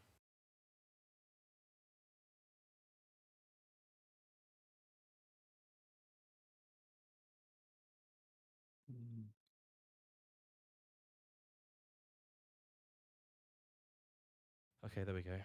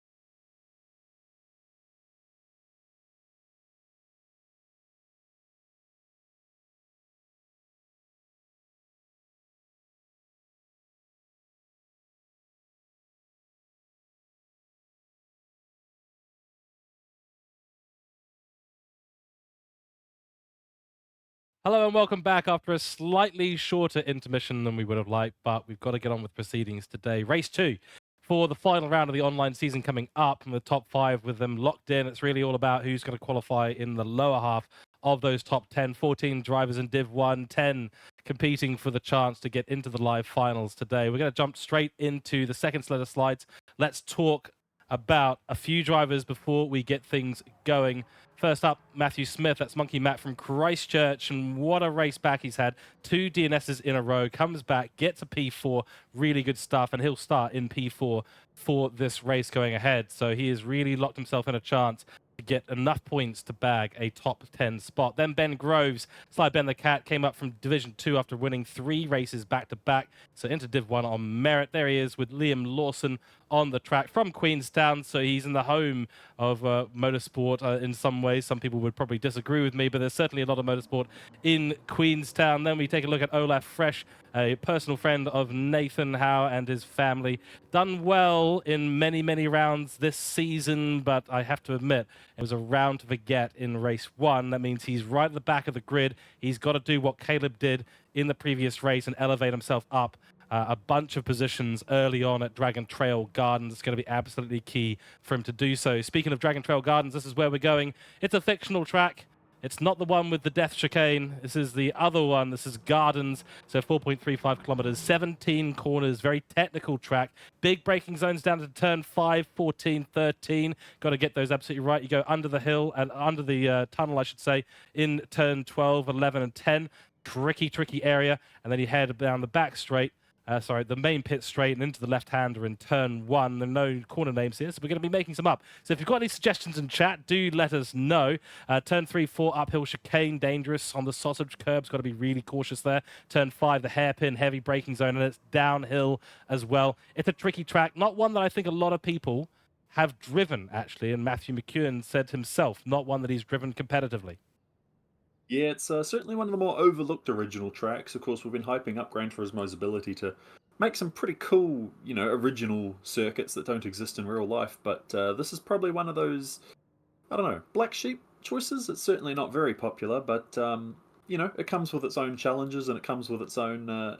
Well, can't really think of many positives. It is a bit of a, it is a bit of a prick of a track. At least for me, it is. But yeah, it's that's where we're concluding this online qualifier. Exactly right. So this is the last race, and the strategy today, of course, you do only have the hard tyres available. So the graphic is slightly wrong. Hard tyres are the only available tyres here today, times 8 on the tyre life here, fuel times 3. Only 11 laps to do in this race, though, so a relatively short distance. And we do have some weather updates from Nathan. Nathan, tell us what's out on track, because it's not dry conditions purely. Yeah, so this is a bit of a tricky one for the drivers to sort of work out because it's been raining. So the track is wet, but it's not raining presently. So it's kind of in that flux of a bit of dry, bit of wet. Obviously the racing line itself is more sort of dry running, but then if you go a little bit wide, there is water at those edges and at those sort of less traversed lines. So it's going to be a bit of an interesting, tricky one, to be fair. And yeah, we're going to see real soon who can adapt with those ever-changing conditions. Exactly right. So we've had a full sprint race in the dry at Watkins Glen. Now we've got mixed conditions here, which is sure to shake things up. It's going to be McEwen on pole, followed by Airborne, Simon Bishop, Monkey Matt, Crimson, your top 5. They're not actually the top 5 in the points overall. Those are another set of chaps. Gareth does look like he's solidified himself in the top 5, so guaranteed a place in the live finals, as is McEwen and Bishop. Lewis, and I think it was Big Head Ted, but we shall keep an eye on things as we go towards the end of this last round. I think, Nathan, it's time for us to kick things off and get into this race. Let's get this going, because the online season now comes to a close, and this is going to be it. It is very close on the line for a number of drivers. They're going to have to make some really, really good moves today at Dragon Trails Garden. Not an easy track, but one that we are really, really looking forward to going and racing at. So get strapped in, get ready. I hope you've got your drinks ready, because we're about to go racing here for the final time in the New Zealand Esports Racing Series in the online season before we head to the live finals in Wellington. Now we'll wait for the 5 lights, and that is a rather damp track. So this is going to be an interesting start. They've got a big left-hander to navigate. 5 lights are on. False grid start period now starting. There's the green flag, and we're away racing. It's Matt McEwen. He's had a shocker of a start by the time of it. No, that is not him. That's Airborne has had a shocker of a start. Simon Bishop will be elevating himself up early in this race. They're side by side already, Airborne and Simon Bishop. Crimson on the outside trying his luck. He's gotten a bit loose though and lost a couple of positions as a result, and the headlights are on. Totally different conditions for the drivers to adjust to as we head up through the chicane. Turns 3 and 4. Avoid the curbs as much as possible. Not an area you want to be going side by side on. That's Airborne getting a little bit airborne over the chicane's curb there. And Big Ed Ted has found his way up into P3 early on in this race. Airborne falls to P5 as Monkey Bat finds his way up to P4, holds that on from the start of the grid. Dive cable, that's Gareth Collier up into P5 already in the braking zone. He's trying to do it as we head through the hardest braking zone in the track. Turn 5, he's got it done. So that's Gareth Collier in P5. We've had a disaster on track. There's 2 cars there. What's happened, Nathan? Drama at the back. So Sly Ben and Lewis started this race on hards, so they're on the slick tyres, and of course it's a very wet track, and they're just taking turns. Got it completely wrong. I didn't realise, well, I don't think anyone really sort of knew what the conditions were going to be like for the start of this race. So some guys have opted to start on the wet, some have opted to start on the slicks. But yeah, for Lewis and for Ben, it's just gone completely pear-shaped. So that is a massive shame. Lewis won't be too fussed because obviously he's already guaranteed a spot for Wellington. But for Ben, I mean, dude, that is just absolute crying shame. But yeah, I mean, the thing about these guys who started on the hards, they don't have to pit. Whereas everyone else, oh, look at this. Caleb and Clan both doing a bit of synchronized spinning. But wow. what I was getting at is that these guys don't have to pit, whereas the guys that are on the wets, if the track dries out, they do have to pit. So again, a bit of strategy call and a bit of decision making, and it just hasn't worked for some of them, and for everyone else, it seems to have. So yeah, definitely a bit of a curveball thrown to some of these guys, and certainly not one that I saw coming. It's going to be a long to live in that. It's very, very intense racing at the beginning too. Have got it essentially all wrong with the hard tyres. Let's hope that the conditions swing back their way. In the midfield, that's sort of P1 down to P7 at the moment. Everyone seems to be having an okay time. But there's a group of 4 or 5 drivers, you said so just a moment ago as well, from sort of Angus GTR down, having a disaster of a time. That's Crimson trying to take a move on Gareth Collier. So these are the ones who are on the wet tyres. They're going to have all the grip, and it's working well for them. McEwen from Big Head Ted up into P2. Talk about switch-ups. We've had Airborne P2. Now we've got Big Head Ted up in P2, followed by Simon Bishop, followed by Monkey Matt, followed by Gareth Collier, and then Crimson battling his way back through the field as well. Let's take a look at those who've had a bit of a shocker. Scotty Ray down on P9, Clan Fever. Olaf Fresh has had another shocker. Absolute shame to see that, followed by Stone Harbour and Caleb. Caleb falling to P12. Then, of course, Lewis and Sly Ben the Cat, who are still going at it. This is an absolutely epic battle with zero grip at all, which is in some ways quite fascinating. But McEwen already building a gap out the front. Big Ed Ted coming under pressure again from Simon Bishop. What an unbelievable start. Some getting it wrong, some getting unlucky, and some absolutely nailing it. In comes Matthew McEwen at the beginning of this race. He's on the intermediate tyres. He's going to change to the slicks already. Now this is an interesting call, and it looks like, yeah, Simon's followed him, and it doesn't look like anyone else has made that call. I've seen this happen before, where someone tries to jump on the slicks early, and then they get caught out on the pit exit, because that is very slippery, and these guys don't have traction control to sort of guarantee a bit of grip, so it's going to be really interesting to see how quickly he can get back onto that drier line. The track is drying out. It is definitely, within a few laps, I think we'll see the rest of the intermediate runners come in, but yeah, that's... He had to be the pioneer, and that is a big call there from McEwen, so it'll be really interesting to see if it pays dividends. That's right. McEwen and Bishop both deciding to come in. What we think is a little bit early, but we know that they've got the ability to get around there. If they can find the dry line, that's going to be the real challenge at Dragon Trail Gardens, because there's a lot of curb to drive on. Those won't dry up for a long time, and then the little dips into some of the apexes when they're on camber, it does prove like... that on the hard tyres, you're going to have a little bit of trouble in those areas if the water's pulled at all. Big Head Ted, for the first time in Season 2, leads a race and I'm sure he's wondering what's gone on. Yeah, well, it certainly. I'd take it if I was in that position where I'm leading the top division of the top esports series in the country. It doesn't happen to very many people. So, if he, presuming he doesn't pit this lap, which he might well, then he will have led a lap in the big series. As we just watch Ben's having a few more dramas. Lewis is in the pits. I think he might have flagged this race just quietly. Lewis Atkinson. So that's a crying shame. Yeah, Ted's in, Monkey Matt's in, Crimson's in, Dive Cable, and I'm just trying to pick who else is on the intermediates. I think Angus and Airborne are the only two left on the inters. So right. Well, this is absolutely bizarre, but totally fascinating at the same time. Airborne Angus are both on the intermediate tyres. They're continuing at the moment. We're on lap 4 of 11. McEwen back up into P3 on the hard tyres, thinking, yep, the rain's done, track's drying, time to get out there and set some fast lap times. Airborne setting 1:45s at the moment. We'll keep an eye on the timer. McEwen will be going probably a fair bit faster than that. Angus GTR finds himself up in P2, followed by Simon Bishop. And Big Head Ted now in P5 after heading into the pits, also to switch out to the hard tyres, running 2.5 seconds-ish, or 2.2 seconds-ish behind Simon Bishop. So that one lap on the intermediates cost him quite severely because he was ahead of Simon Bishop during the wet period that we did have.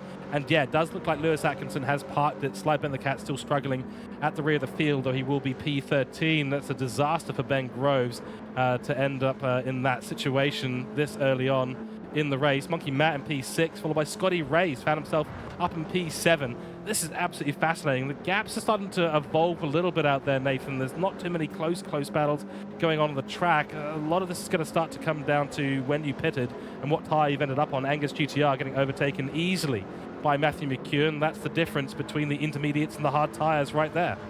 Absolutely, and I mean Angus, now that the track's sort of drying out, he is ripping up those intermediates, even just as far as tyre wear, as grip, and that's a tricky equation to get right, because when you're running the wet tyres, you almost want to go offline and actually seek the water. You want to drive through the puddles. You want to do everything you can to keep those tyres nice and cool. They're designed to cut through water, and so you need to really find that water to keep them doing what they do. If you do it right, you can pretty much not wear your tyres out at all. But then obviously the track does get to a point where there's just no water, and from there your grip tumbles. So, look, again, if it had worked for him, he would have been a rock star, but unfortunately it just hasn't quite played out then. And again, just heartbreak for the guys who, they made a gamble, and for some of them it perhaps didn't quite work out. So interesting that for we alluded to it earlier, didn't we, that this is a very not common track. It's not it doesn't feature on any real league or group, or even Gran Turismo themselves hardly use it.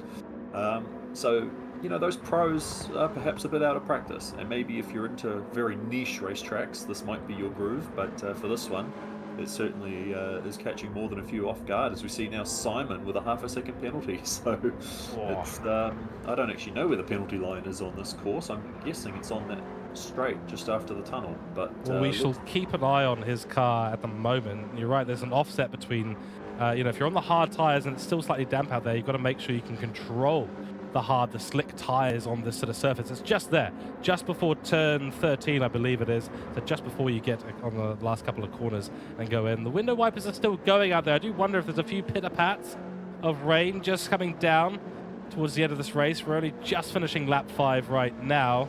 The other offset, of course, is that the wet tyres, as you said before, have to be kept cool. Otherwise, you find yourself very rapidly sliding off the track on the drier surface, burning up those tyres to an awful degree, especially with 8 times tyre wear here today. So the tyres taking an absolute beating throughout this race. Gaps at the moment look like this: P1 and P2, 4.6 second gap between McEwen and Bishop. Then only 1.8 seconds back to Big Head Ted, who's actually found a bit of pace in the last lap and a half. finding his way back up to the rear wing of Simon Bishop, who sends half his car airborne through the chicane at turns 3 and 4. Then Scotty Ray up into P4. He's just made a move on Monkey Matt. So now we've got a two-way battles going on right now. Scotty Ray, down the hill we go into turn 5. Monkey Matt's going to choose the outside line. Inside line defensive move from Scotty Ray. Overspeed from Monkey Matt, though. He's going to late on the brakes. No grip around the outside, though, especially on those tires. Tries a switcheroo. That is the switcheroo of the online season that we've seen so far. Monkey Matt, nicely done. Absolutely, and I mean, look at the fact, like, we talked about him needing top 5s, and what has he had? He's had a 4th, and now he's sitting in another 4th. Did he have 4th? What did he? Yeah. We forgot the finishing order. Qualified P3, I think it was, or P4. No, P5 I think it was. It was somewhere around there. Yeah. Then finished P4, now has started P4, and he's in P4. So we talked about him needing top 5s, and at the moment he's on for 2 top 5s, which is awesome. Interesting thing too, so the guys who started on the Inters have obviously boxed and they've had that pit loss. The guys that have stuck on the hards, so the people that started on the Inters, they have got considerably better tyre life because they've obviously come out on fresh tyres versus the people that have been on hards from the get-go.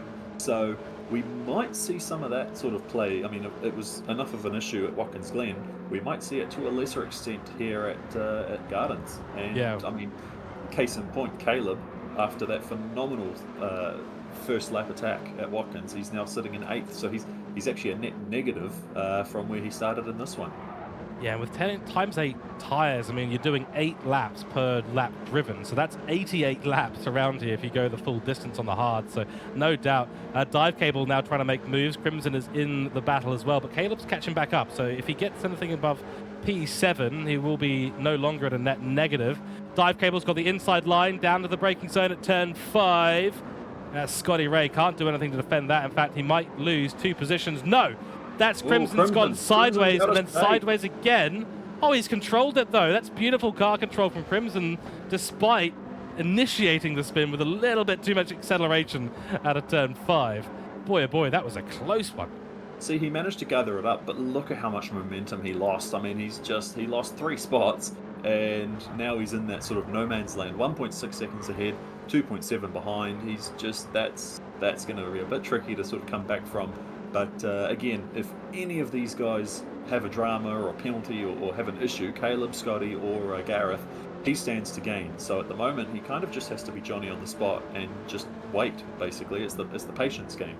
Exactly right. Yep, and still being led by Matt McKeown. He's looking to make it 3 out of 3 interviews because that's all he cares about. He just wants to talk to us, Nathan. That's my conclusion.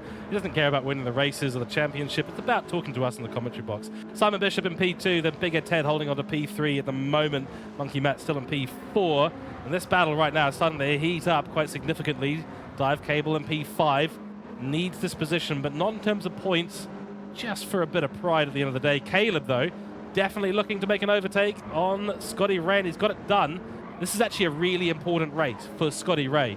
He has been lacking in the points a little bit this season. He's currently down there in P10. Needs a good result in at least one of these races. So to have P5 just ahead of him in Dive Cable, he's going to need to hold on to the back of Caleb and maybe try and make an attack. But look at Caleb driving away from the red car of Scotty Ray and making an attack on Dive Cable, forcing him a little bit wide into turn 5. It's going to be a better run out of the corner for Caleb. Dive Cable, though, holding on beautifully. And we've talked about this before. Dive Cable is such a head down, do the laps, get it done kind of person and driver. And he's showing us again that consistency is so important. Not doing anything untoward, making sure that those tyres last as long as they can. That's very wide from Caleb. He's been dipping those tyres onto gravel, not helping his cause here today.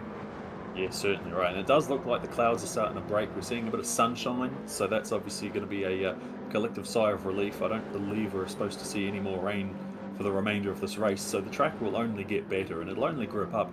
Dive Cable's got the better tyres too because he started on the Inters, so he's actually put the put tyres on later on in the piece. So his tyres are about probably 2 or 3 laps better than Caleb's.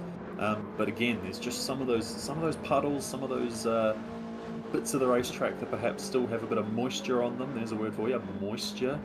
and it can catch them out. And I mean, you see the way Caleb's going very aggressive on some of those curbs. These are big chunky curbs too. You can really, if you position the car right, you can almost ride them like a roller coaster. But yeah, on the flip side, if you get them wrong, and I mean this chicane in particular, look at some of those sausage curves there. You do not want to ride those sausages. That's right, and there's also a dip as well. We did say earlier on, Airborne managed to make himself go Airborne, and Dive Cable's got it all wrong, taken way too much curb on turn 4, launched himself to the outside line, missed the exit apex, and Scotty Ray goes up into P6, Caleb up into P5. Exactly what you were talking about there, Nathan. Those sausage curves are deadly. Maybe a bit of commentator's curse there. Sorry, Gareth, I'll make it up to you in Wellington, I promise. But again, look at Caleb really taking bites out of those curbs. I guess he's safe from track limits because he hasn't been penalised yet. But especially this one up here, have a look at this left-hander, the way he sort of grabs that curb on the exit. He goes over the curb. He wasn't quite too aggressive there. So again, he must be listening to. He's sort of learning from his mistakes, but he's just been so hungry for those curbs, and again, we've seen how easily getting too greedy can lead to penalties, which you don't want with 3 laps to go. No matter what kind of race you do at Dragon Trail, whether it's Gardens or the Death Chicane setup, curbs are absolutely a part of being fast in these corners, and Caleb has just missed a couple there. Going very sideways. He's putting a lot of pressure into those tires, getting on the accelerator as early as possible. Doesn't want Scotty Ray to have another chance. Dive Cable catching up to the back of Scotty Ray at the moment. There's a chance there for Dive Cable to get back up into P6 and maybe take the challenge to Caleb, whose tires look like they're maybe not in the best of condition. But yeah, to be fast around Dragon Trail, it's all about the curbs and how you manage the weight transfer of the car through it. Turn 3, 4, really good example of that, positioning of the car and your lateral momentum, absolutely key through those sectors. Caleb going through turn 3 nicely, rides a massive amount of curb. On turn 4, goes a little bit deep, and there we go. There's the penalty for going a little bit deep on the exit of turn 4. So you said he was riding the line quite a bit. He's managed to push it just a little bit too far this time, and that's going to be good news for Scotty Ray and Gareth Collier. Yeah, especially, I was going to say Dive Cable's going to see that too, so he's potentially going to lose 2 spots. If he doesn't lose 2, he'll certainly be under attack, and the leading up from the penalty line is what is that? It's not really a hairpin, it's more a double 90, I suppose. It's almost the last a square. 2 corners. Those last 2 corners are almost a square, so it's an interesting complex. You don't really want to get under assault at that point, do you? So half a second, he's definitely going to, 0.3 to Dive Cable, 0.9 to Scotty, and then another 0.3 to Dive Cable. So he's, like I said, if he doesn't get outright past, he's certainly going to be under assault. So let's see how this pans out. We are heading into our final lap, George. Final lap of the online qualifiers. I know, it's absolutely crazy that we're here already. Oh, Scotty Ray's launched up the inside. That's a bit of an overconfident move, that one. And actually, it's going to cost Scotty Ray a position to Dive Cable. We were on board with a rear wing there, and the penalty for Caleb did cost him a fair bit on that straight.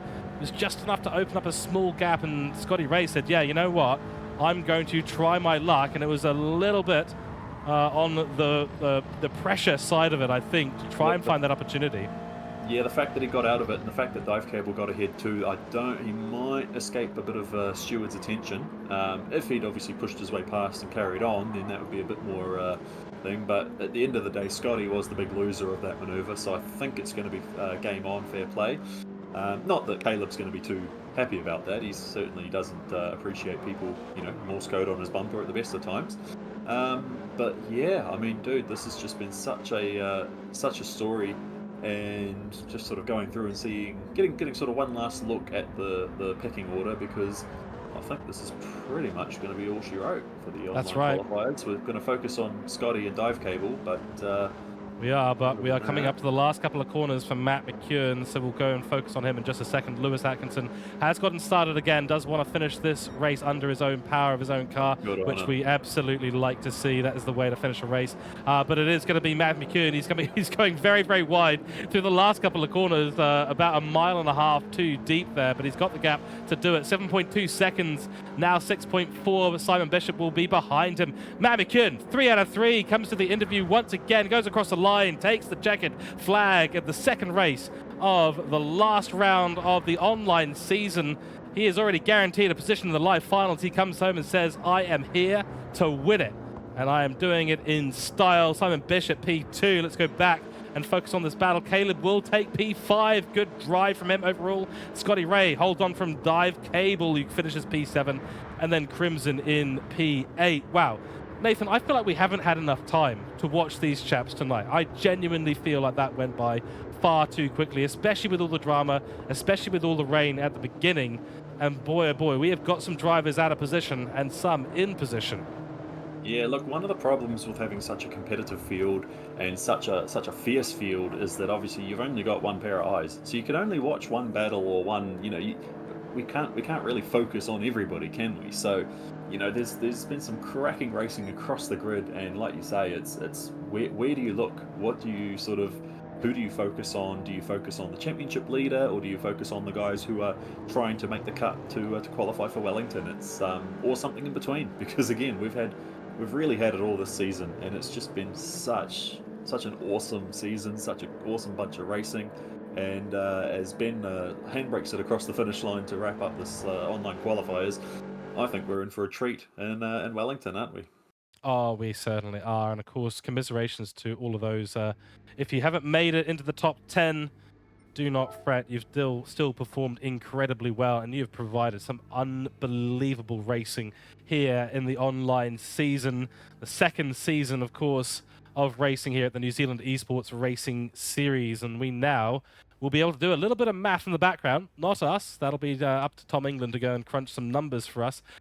Here are your final results for the second race. McEwen, of course, takes the win. Fastest lap, though, goes to Simon Bishop in P2, a 1:39.5. Big Head Ted gets his best result of the season up there in P3. Well done to Big Head Ted. Monkey Matt in P4. That's 2 P4 finishes for Monkey Matt on return. Excellent work by him, and I think that's maybe done enough to get him up into the top 10 for the live finals. Caleb Bertels puts himself up 2 positions from 7th to 5th after a little bit of a mid-race disaster. Scotty Ray in P6. Good result for him. Gareth Collier in P7. Crimson in P8. Then it's Airborne going from P2 to P9 in this second round at Dragon Trail Gardens. P10 goes to Stone Harbour. Clan Fever claws his way back up into P11, followed by Angus GTR in P12. Then Sly Ben the Cat, that's Ben Groves in P13, and Lewis Atkinson in P14. And that has really mixed up some of the points. We know that Lewis is going through into the live finals. We weren't so sure about Ben Groves, and he's had one good result in round 1. He's had maybe not so good a result here today in round 2. In fact, I don't think that round 1 result, race one result, was actually that great either. So this could be on the limit here for Ben Groves and Clan Fever and Stone Harbour. We shall see. First of all, Nathan, we've got to talk quickly about our driver of the day here. So let's get our 5 up there so we can get the poll started, and then we can talk to our interviewee, third time out of 3 here today for Matt McEwen. But first, let's talk driver of the day. Any standouts for you?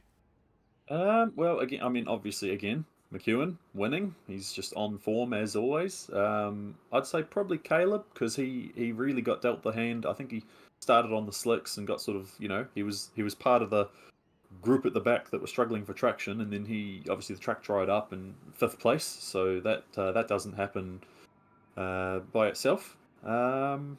Yeah, I think we've got to have Big Head Ted. It's got to go in there for P3. Certainly, I think Monkey Matt for P4. Yep, exactly right. Yeah. And I think it's probably worth giving Scotty Ray a shout out because he wasn't originally in Div 1, has made it up into Div 2. And that's a good point. That's a good point. Pretty decent of racing there today as well here at Dragon Trail Gardens. So let's put Scotty Ray in as well. Okay, we've got a 10-minute vote coming up. Please jump into twitch.tv/Respawn Esports Center and jump into this poll, because we need your opinions on who is going to take the driver of the day for the second race. So get voting. Let us know who you think has done enough to get your vote. And in the meantime, we're going to go and head to another interview with Matthew McEwen. Well, let's hear from the man in just a moment's time as I bring him in to the commentary chat, and we will switch over to our Next Level Racing winners interview screen. And hello again, Matthew McEwen. We have to offer you a third congratulations this evening. You got race 1 qualifying pole. You got the race 1 win. And now you're back here for the win in race 2 at Dragon Trail Gardens.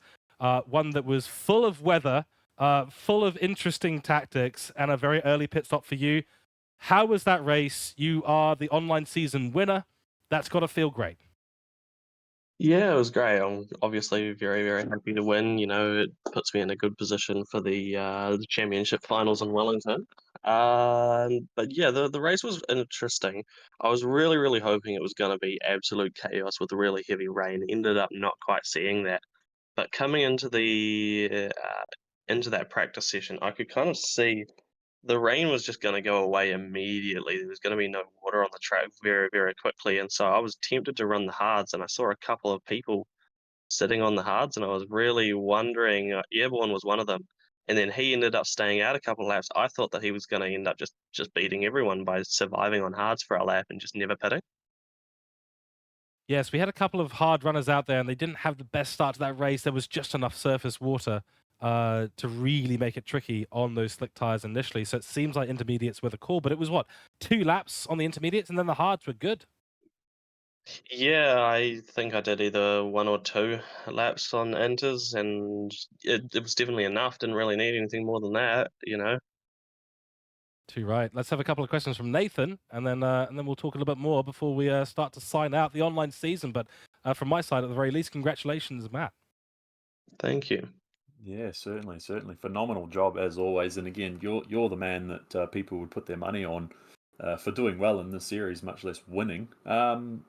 Yeah, how was that sort of? Because in the practice, in the warm up, the track actually dried out, didn't it? And then the start line sort of everyone got onto the start line, and suddenly it's another wet track. So did that sort of catch you off guard, or it certainly caught a few off? Uh, it didn't. No, it didn't really surprise me because that's been part of the game for a while. But I think a few guys might have just been trying to hopefully survive on, at the back of the pack with the driest possible track, and then skip the pit stop, which was a daring strategy, and I would have actually been very close to it if it had been even just a minute, just sitting there waiting for the grid to happen or something. I think I might have gone hards. Yeah, yeah. Well, some people did, and we saw how that played out. Um, we mentioned at the start of the stream that the live finals were not using the 86, and of course the exact car list we're not going to. Well, I believe Atom's keeping that one under wraps until a bit later on in the piece. Are you happy to get out of the 86, or would you have rather that the live event? I mean, we've done so much mileage in the Toyota 86. Why change now, or are you happy to be rid of it? A bit of both. You know, I've obviously become pretty accustomed to the car, but at the same time, it'll be exciting to try something different. And so, I'm not really too fussed with it either way. Awesome. Well, yeah, we look forward to catching up with you in Wellington. I'm sure we'll have a ginger beer and a coke or whatever. But yeah, for now, just congratulations, man. Stellar effort. Thank you. Absolutely. Good luck. Thank you very much. We'll see you down here in a month's time. Matt McKeown, ladies and gentlemen, your online season victor takes 6 championship points into the live finals. Matthew McKeown, what a season he has put on for us. Absolutely incredible stuff. Please keep on voting. We've got the votes coming in. We're a split tie right now, 4 and 4, so it may come down to us to try and create some sort of consensus, Nathan. So we need some more votes. Jump into chat here at twitch.tv/Respawn Esports Center and give us your vote. We want to know. We've only got 8 or 9 votes in total. We've got a split between Big Ed Ted and Scotty Ray. So we need some more opinions. Please go and vote in the chat. You can always type in there as well. I could keep an eye on that. But we need your let's votes. throw some opinions. Let's throw some opinions in there. So you made a good point about Scotty Ray. Scotty Ray was originally Div 2. So he's made it up into Div 1, and now he's doing as well as he is against the gold standard, right? On the flip side, you got Big Head Ted. Now, Ted qualified last year. He was in Wellington. We know he's a wet weather, not necessarily a master, but he's a drift legend. So he knows a thing about keeping a car under control when you're sliding. Yeah, that's really all the exposition I can offer. So if you guys want to make a call, make a decision, what do we got now? A few minutes left, George? We've got a few minutes left. So we're only halfway through the drive of the day. So we've still got about 4 or 5 minutes. There we go. Tiebreakers come in. Scotty Ray has managed to get himself an extra vote there. That said, it takes nothing away from everyone out there on track, or certainly on the board we've got for driver of the day. Been very, very impressive racing, and the whole online season has been absolutely fantastic. It's been 8 weeks, 6 rounds, technically 10 races overall. Absolutely brilliant. And the top 10 get themselves a chance to drive in those live finals down in Wellington. Absolutely brilliant stuff from everyone on the grid. So no matter, I think this is a really important thing to say as well, no matter where you finished in this online season, what the racing that we have seen over the last 8 weeks has been absolutely brilliant. It's been at the tippy top of what we'd expect from sim racers and esports drivers from New Zealand, and it's been absolutely brilliant. So regardless of where you finish in the online season, pat yourself on the back, all right? Do it, because you've driven incredibly well and you've performed incredibly well. So no matter what, whether it's commiserations you're going to be getting or congratulations you're going to be getting, give yourself a pat on the back. You deserve it, and you deserve to be proud of what you've achieved. Remember, there's always season 3, which isn't formally announced, but you know what?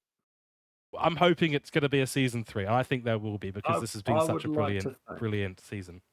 I would hope so. But, look, we've had some phenomenal support come on board, like you say. Toyota Gazoo are really backing the whole virtual to reality story. We love that.